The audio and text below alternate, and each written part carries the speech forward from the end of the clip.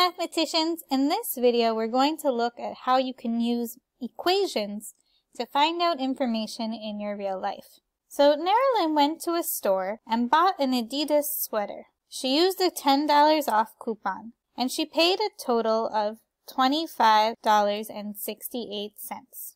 She wants to find out how much did this sweater cost before the coupon. So let's think about it. What are we trying to find? We're trying to find the sweater cost. So that will be our variable. I'm going to call it C for cost.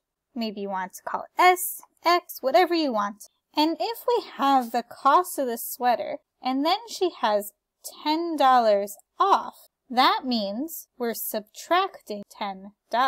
Whenever we see total, that means the final amount, which it was equal to, was $25.68. So if we put this together, we have the cost of the sweater, C, minus 10 for the coupon, gave her $25.68. So now we can solve this equation. We want to get our variable by itself. So we have C minus 10. We have to do the inverse. The opposite of minus is plus. So I'm going to do plus 10 on both sides to keep it balanced. Then I get C, negative 10 and plus 10 equals 0, so I'm crossing it out. And if I do 25.68 plus 10, that gives me 35.68. So the sweater originally cost $35.68.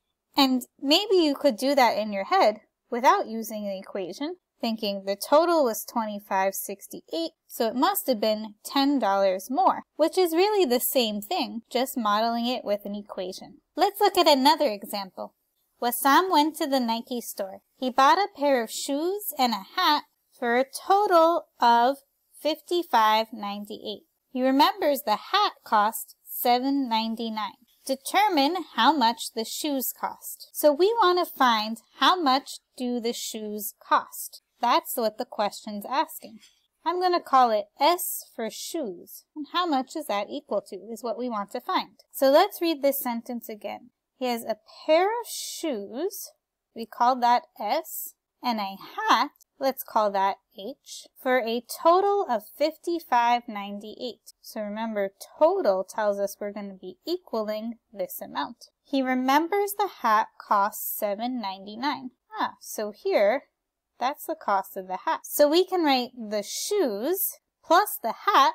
The hat cost $7.99, gave us the total of $55.98. So we've now modeled this with an equation, and we can solve our equation to find the cost of the shoes. So if we have plus $7.99, the inverse is minus $7.99 on both sides to keep it balanced.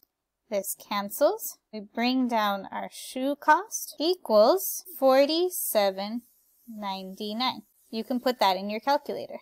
And that is the cost of the shoes. Now you can check your work. If we paid this much in total, it makes sense that the shoes would cost less than the total by $7.99. That's why we needed to subtract. So you could model many different situations with equations. Good luck with the next questions.